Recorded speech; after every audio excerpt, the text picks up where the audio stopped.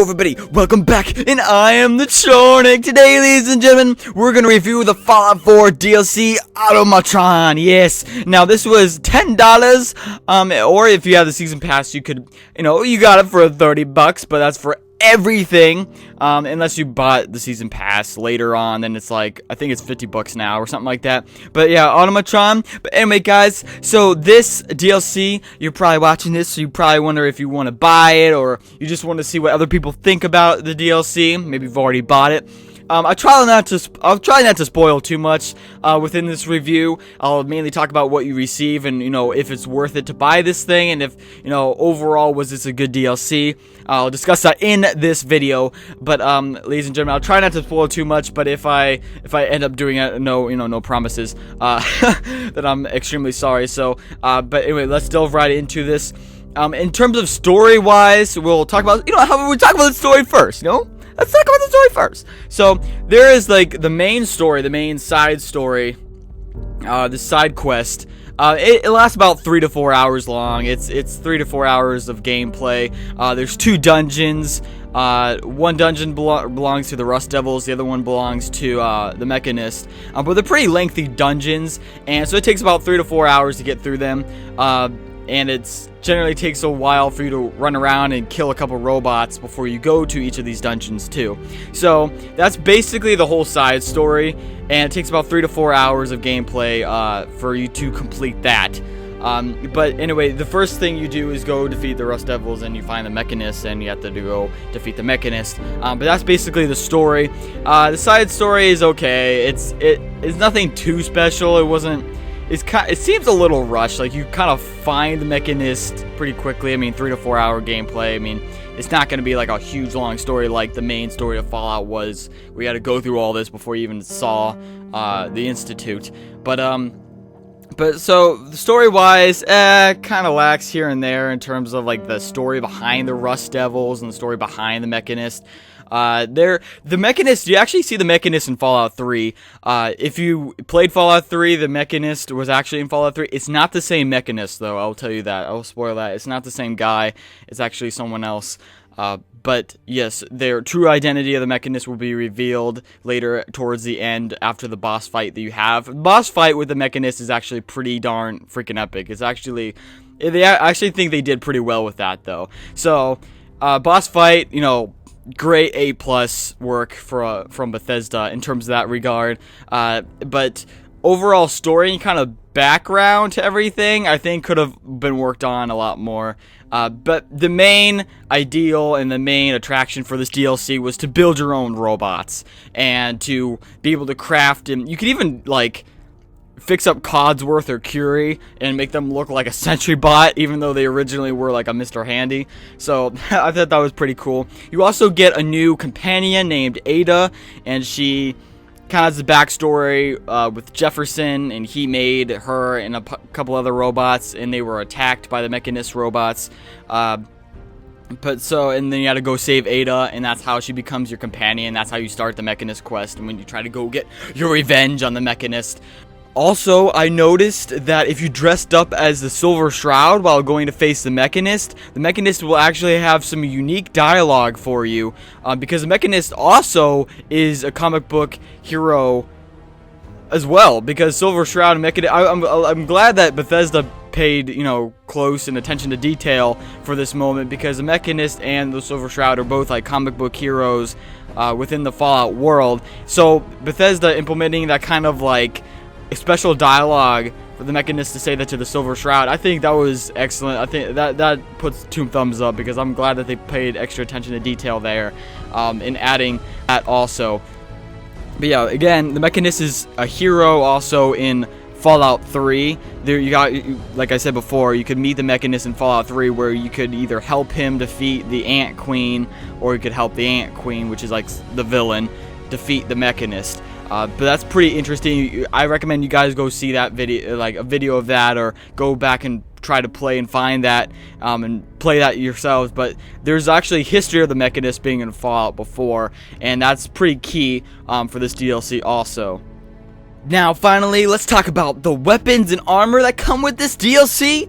Now, basically, the Rust Devils, you gotta give credit to them, because they pretty much are the reason why these certain armor pieces and weaponry are in this DLC. Not the Mechanist. The Mechanist, I guess you could say, gives credit for you being able to build robots and stuff, and with that whole side story. But with the Rust Devils, you could get robotic armor and robotic weapons for defeating the Rust Devils and like acquiring their stuff and taking all their goodies and all that. And when you destroy their base, there's actually a power armor suit. Like if you're high enough level, you could get an XO1 Mark III, I believe, full power armor suit. You could get within their own base. So keep an eye out for that. There's also tanks in their base, which really makes me want tanks to be in Fallout. Like I really want to have like an actual tank that you could drive around. I think that would be awesome. But they throw these tanks in the middle of the Fallout world, and you can't use them. You know, we have the vertibirds. They have vertibirds. They have, you know, working vertibirds and not working vertibirds. But you could still ride vertibirds. Why can't we ride tanks? I really want to ride a tank. You know, we got Liberty freaking Prime. Why can't we have a freaking tank? You know what I'm saying? But anyway, so their base was actually pretty cool at the satellite array. But anywho, let's go back to the armor and the weapons. Now, the armor, basically the only armor that comes with this is the Mechanist Suit, which you will receive from defeating the Mechanist. And then you also have the Rust Devil armor, which is the robotic armor, which comes in either a light set or a heavy set. It looks pretty cool. There's also the iBot helmet, as you can see me magnificently representing in this video.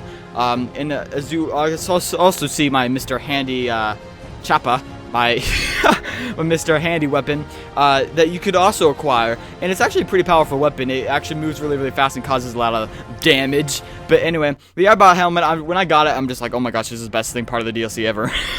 So anyway, it's a pretty unique outfit. It's like a 70 defense, I think, for the Mechanist armor. So the Mechanist armor is actually pretty powerful. The helmet actually gives you a boost in intelligence and charisma, so that's actually pretty useful if you want to get more charisma and intelligence, I guess you could say. But it's actually pretty useful. The outfit's actually pretty powerful. But that's all that you really get in terms of weapons and armor. You also get the Tesla rifle, which is a really powerful electric bolt action rifle. Not really bolt action, but it's more like just what would you call that? Bolt action? Cell action? I don't know what you call it. But anyway, yeah, you sell ammunition for it, and you basically, it goes through a couple different opponents at once when you shoot it, and it's actually pretty freaking sweet. It's pretty deadly, but yes, it does cost a good amount of, I guess the more you charge it, the better, I guess. There's also the Tron helmet, the Tron head that you could use to blast people. That's what you charge it with, sorry. The Tron helmet is actually the thing, you can actually pick it up in like fire. You know I can't even describe it. You know, like the major attack that Tron uses with the red blasting laser. Well, that's what you could use that. You have to charge up the Tron head and use it against opponents. Oh my gosh, it's freaking amazing. Oh my god, I love it. But yes, it does have kind of a side effect to it and kind of downside to it, because you actually get radiation damage from using the Tron head. But it is a freaking cool weapon in its own way, because it is freaking awesome. And the robots that you could build within this game, you can make them look freaking scary and deadly as heck, and it just looks beautiful. Everything just looks like beautiful in terms of robots. I feel like this DLC was more for like the funnier purposes, mainly because it was kind of based around a comic book character. It seems like it was more of like a DLC for fun than it was seriousness to me. Also, with settlements wise, not only do you get the robotics thing that you could build in different settlements. I don't know what's the limit to how many robots you could build in one settlement.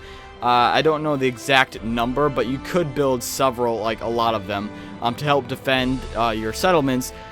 But you also get a bonus settlement within this DLC. You actually get the Mechanist Layer once you complete that quest. And it's actually a pretty big underground facility that you could now have into your own hands. And it's actually pretty freaking sweet. So you can actually have this underground settlement. And it's really unique and it's awesome. And if you guys are huge on building settlements, this is for you. But anyway, guys, I think I pretty much covered darn near almost everything. But overall, I say this was a good DLC. I don't know if it's exactly worth the $10. Because if you think about it, $60 for Fallout 4... then you're saying a sixth of the game would be what this game is, or what this DLC is. I don't know about that, but it was, I guess, in terms of, is it worth, you know, paying $10 for? I guess so. I mean, you get to build your own robots. There's a nice little side quest with it. There's some more armor and weapons that come with it. It's a nice little addition.